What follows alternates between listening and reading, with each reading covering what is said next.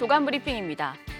중앙일보는 고금리 고물가 국면이 길어지면서 세계 경제가 곳곳에서 침체 경고등을 켜고 있다고 보도했습니다.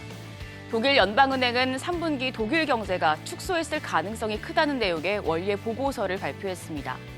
앞서 독일은 지난 1분기 국내 총생산 GDP가 전분기 대비 0.3% 역성장했습니다. 이후 2분기에는 0% 성장을 하며 역성장을 면했지만 3분기에 다시 역성장할 위기에 처했습니다. 전문가들은 고물가로 인해 독일뿐 아니라 유럽 경제 전반이 올해 침체에 빠질 수 있다고 전망하고 있습니다. 미국은 다른 나라에 비해 양호한 경제 성적표를 내고 있지만 누적된 긴축 정책 영향에 4분기부터는 경제가 침체할 수 있다는 이야기가 나옵니다. 여기에 중국도 올해 GDP 성장률 예측치가 5%대까지 낮아졌는데 향후 일본과 같은 장기 저성장 국면에 빠질 수 있다는 분석까지 나옵니다. 하반기 경제 반등을 노리고 있는 한국도 세계 경기 침체 유탄을 맞을 수 있다는 우려의 목소리가 커지고 있습니다. 매일경제신문은 월가 투자자와 전문가들 사이에서 국채금리 추가 상승 가능성을 열어놓아야 한다는 의견이 나온다고 보도했습니다. 투자자문사 브랜디와인 글로벌 인베스트먼트의 트레이스 첸 포트폴리오 매니저는 블룸버그와의 인터뷰에서 6%도 불가능한 숫자가 아니라며 단지 강한 미국의 실물 경기뿐만 아니라 미국 정부의 높은 재정 지출 성향으로 인해 구조적으로 오랜 높은 수준 유지할 수 있다고 내다봤습니다. 프라빈 코라파티 골드만삭스 최고금리 전략가도 미국채 10년물 금리는 머니마켓 펀드를 비롯한 단기 자금 시장과 경쟁이 가능한 5.1에서 5.25% 수준으로 상승할 수 있다는 부담에 직면해 있다고 밝혔습니다. 미국채 금리 상승세의 가장 큰 요인은 미국 경기의 호조입니다.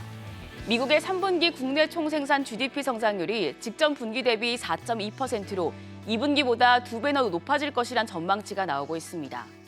두 개의 전쟁 지원과 내년 대선으로 늘어날 수밖에 없는 정부의 부채도 미국채 금리를 위로 밀어올리고 있다는 분석이 나옵니다.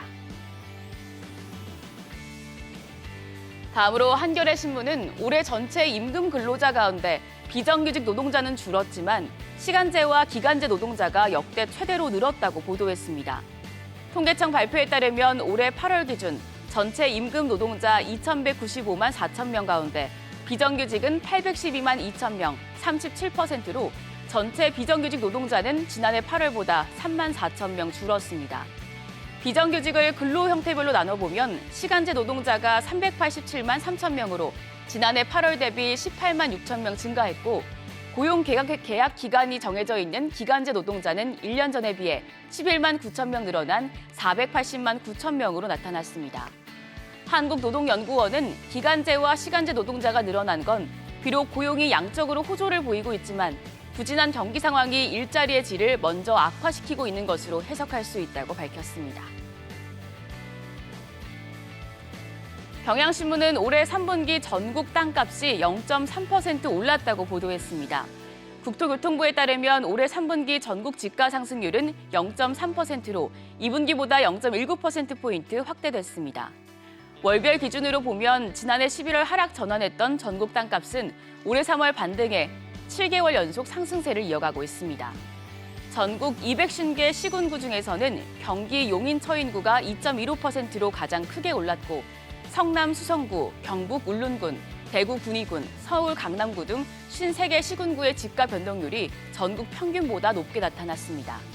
다만 올해 3분기 토지 거래량은 45만 8천 필지로 최근 5년 3분기 평균 대비 36.5%나 줄었습니다. 마지막으로 한국경제신문은 우리나라의 사과 가격이 급등하면서 금사과라는 말까지 나온다고 보도했습니다. 한국농수산식품유통공사 농산물유통정보에 따르면 24일 대형마트와 전통시장 등에서 판매되는 사과 홍로 10개 평균 소매 가격은 3만 934원으로 1년 전보다 약 7.8% 올랐습니다.